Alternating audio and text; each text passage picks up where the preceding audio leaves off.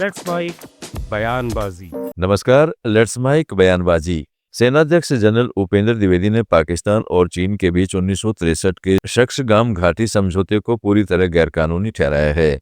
उन्होंने कहा, शक्सगाम घाटी में कोई भी गतिविधि भारत के लिए चिंता का विषय है। हम CPEC के तहत वहां हो रही किसी भी निर्माण को मान्यता नहीं देंगे। उन्होंने कहा है कि शक्सगाम जम्मू कश्मीर का हिस्सा है, जिसे पाकिस्तान ने 1963 में चीन को सौंप दिया था।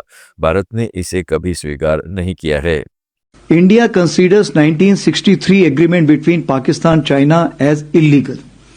Therefore, any activity in Shaksgam Valley is concerned, we do not approve of it, and in this terms, MEA has already issued the statement. Therefore, the joint statement which has been issued in China, what I understand about the CPEC 2.0, we do not accept it, and we consider that it is an illegal action which is being carried out by the two nations. General Upendra Dwivedi ने कहा है कि operation सिंदूर अभी भी जारी है और भविष्य में किसी भी गलत हरकत का मुंहतोड़ जवाब दिया जाएगा। उन्होंने कहा कि भारतीय सेना पूरी तरह सतर्क है और तैयार है और आत्मनिर्भरता और तकनीकी इनोवेशन से मजबूत होकर किसी भी चुनौती का सामना करने को तैयार है। To Pak actions. As you may be aware, Operation Sindoor remains ongoing. Any future misadventure will be resolutely responded to.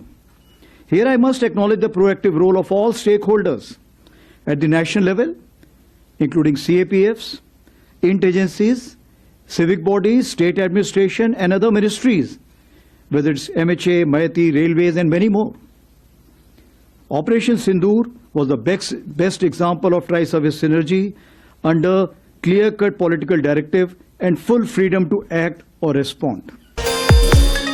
चीन ने शक्सगांव वैली पर भारत के दावे को खारिज किया है।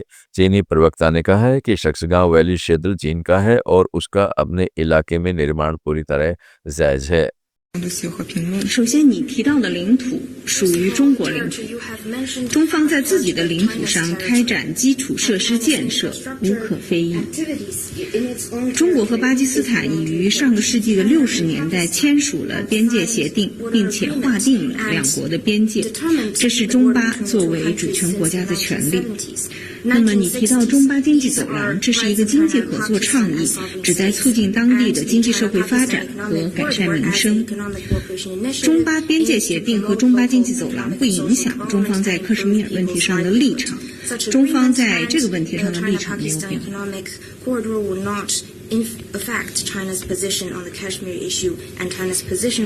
下一个问题。इस बीच विदेश मंत्रालय ने साफ कहा है कि हम 1963 के कथित चीन पाकिस्तान बॉर्डर एग्रीमेंट को कभी स्वीकार नहीं करते। विदेश मंत्रालय के प्रवक्ता ने कहा है कि हम CPEC को भी मान्यता नहीं देते क्योंकि यह भारतीय क्षेत्र से गुजरता है। शक्सगांव वैली भारत का अभिन्न हिस्सा है और भारत ने पाकिस्तान चीन के 1963 बॉर्डर समझौते को कभी मान्यता नहीं दी। Shaksgam Valley is Indian territory. We have never recognized the so-called China-Pakistan boundary agreement that happened in 1963. We have consistently maintained that the agreement is illegal and invalid. We do not recognize the so-called China-Pakistan economic corridor either, which passes through Indian territory that is under forcible and illegal occupation of Pakistan. The entire Union territories of Jammu and Kashmir and Ladakh are an integral and inalienable part of India. This has been clearly conveyed to Pakistani and the Chinese authorities several times. We have consistently protested with the Chinese side against attempts to alter the ground reality in Shaksgam Valley. We further reserve the right to take necessary measures to safeguard our interests. Congress प्रवक्ता पवन खेड़ा ने भाजपा से सवाल किया है कि BJP मुख्यालय में चीन की कम्युनिस्ट पार्टी से मीटिंग में गलवान, लद्दाख और अरुणाचल प्रदेश जैसे मुद्दों पर चर्चा क्यों नहीं हुई। खेड़ा ने कहा है कि पाकिस्तान को चीन ने HQ-9 सिस्टम और PL-15 मिसाइलें दी, फिर भी चीन की शर्तों पर मानसरोवर यात्रा क्यों शुरू की गई। अब ये मीटिंग हुई साहब, मीटिंग में हम ये जानना चाहते हैं, क्योंकि आप तो सत्ताधारी दल हो, आपसे मीटिंग हुई, आपके मुख्यालय पे मीटिंग हुई, तो हमें यह बताइए कि जो चीन ने हमारे हितों पर कुठाराघात किया है, क्या उस पर चर्चा हुई? गलवान से लेकर लद्दाख से लेकर और अब जो नया कल जो दावा किया है उससे शख्सगाम घाटी कश्मीर, कल ही बैठक हुई और अभी दावा भी हो गया कि शख्सगाम घाटी जो है कश्मीर की वो चीन की है। क्या आपने इस पे चर्चा की? बंद कमरे में ही सही, लाल आंख दिखाई? यह जानना तो देश का हक है। आप शख्सगाम की बात करते हैं, अरुणाचल और लद्दाख में हम क्या क्या गंवा चुके हैं ये हम कई बार चर्चा कर चुके हैं। हमारे कई नेता यहां आकर आपसे इस बारे में बात कर चुके हैं, आप लोग कई बार कवर कर चुके हो। लगातार हम चीन के आगे सब कुछ गंवाए चले जा रहे हैं और फिर ये बैठक भी होती है, बैठक को क्लोज डोर होती है, बैठक उनके मुख्यालय पर होती है, उनका स्वागत होता है, गर्मजोशी से होती है, सब कुछ कीजिए। उस बैठक के कुछ घंटों में शख्सगाम घाटी तक पे क्लेम दावा चीन ने कर दिया। इसका भी जवाब दीजिए, इसका भी खुलासा कीजिए। ऑपरेशन सिंदूर में क्या हुआ? फौज के बहुत आला अधिकारी ने खुद बोला कि चीन पाकिस्तान को खुलकर मदद कर रहा था। क्या इस पर भी चर्चा? So few lessons that I thought I must हाँ, चलाइए।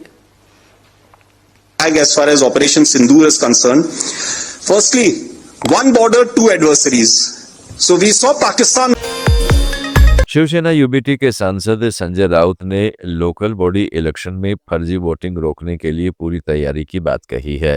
राउत ने कथित फर्जी वोटरों को खुली धमकी देते हुए कहा है कि उनकी पार्टी और एमएनएस की टीमें हर जगह मौजूद रहेंगी और जो भी फर्जी वोटर पकड़ा जाएगा उसकी मौके पर ही धुलाई की जाएगी। राउत के मुताबिक उनकी पार्टी ने ऐसे 5000 कार्यकर्ताओं की टीम तैयार की है जो वोटिंग के दौरान संदिग्ध वोटरों पर नजर रखेगी। देखिए, दो बातें यहाँ हो रही है। ये विधानसभा में होगी, विधानसभा में हो गई, फिर नगर पालिका चुनाव में हो गई, अब महानगर पालिका। बोगस वोटर्स को हम ठोक देंगे। हमारा सब जगह पर हमारा जो पथक है शिवसेना और महाराष्ट्र नवनिर्माण सेना के लोगों का 5000 लोग हमने तैयार किए हैं। जहां भी बोगस वोटर आएगा, डुप्लीकेट वोटर आएगा, तो हमको खबर करनी है। वो सब हमने दे दिया है जगह जगह पे, तो हमारे लोग आएंगे। क्या है बोगस वोटिंग करना? लॉ एंड ऑर्डर में आता है क्या? हमारे लोग उनको जहां है वहां उनकी धुलाई करेंगे। दूसरी बात, पैसा बांट रहे, लेकिन वो हम जिम्मेदारी उन लोगों को सौंप दी। क्या है, जहां शिंदे के लोग पैसा बांट रहे वहां बीजेपी के लोग उनको मार रहे हैं, और जहां बीजेपी के लोग पैसा बांट रहे हैं वहां शिंदे के लोग जाकर उनको मार रहे। तो हमने आउटसोर्सिंग किया है। आप दोनों एक साथ एक दूसरे को ठोक दो, लेकिन बोगस वोटर्स की बात है तो हम आपको ठोक देंगे। प्रधानमंत्री नरेंद्र मोदी ने कहा है कि नेक्स्ट जनरेशन रिफॉर्म का सिलसिला अब रिफॉर्म एक्सप्रेस बन चुका है, जिसके केंद्र में हमारी युवा शक्ति ही है।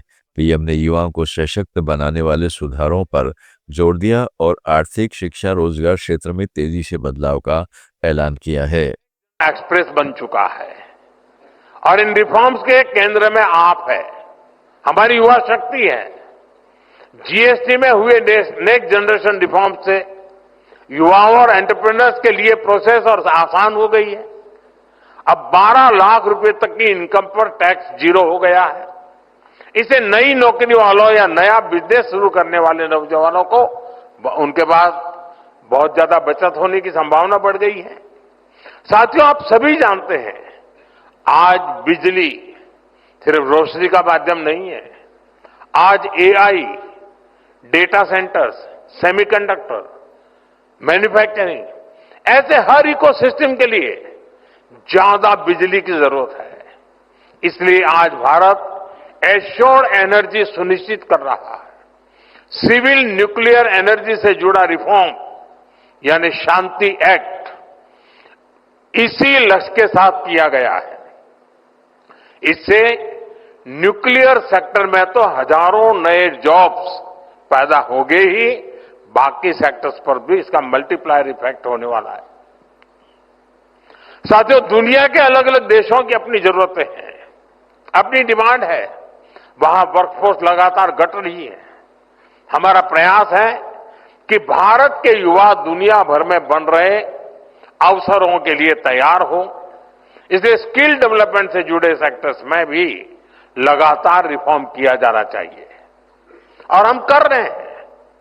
नई नेशनल एजुकेशन पॉलिसी के बाद अब हायर एजुकेशन से जुड़े रेगुलेशन को रिफॉर्म किया जा रहा है। विदेशी यूनिवर्सिटीज भी अब भारत में अपने कैंपस खोल रही हैं। हाल में ही हजारों करोड़ रुपए के निवेश के साथ PM.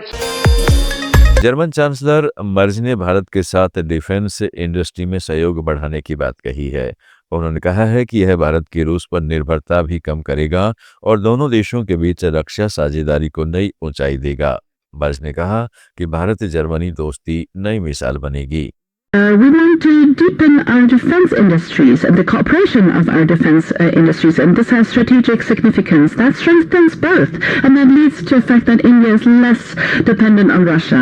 You saw it. We signed groundbreaking memoranda of declaration.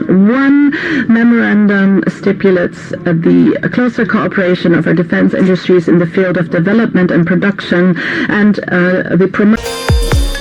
Iran के राष्ट्रपति मसूद पेजेशकियान ने कहा है कि इस्लामी देशों की मित्रता को व्यवहार में लाना चाहिए।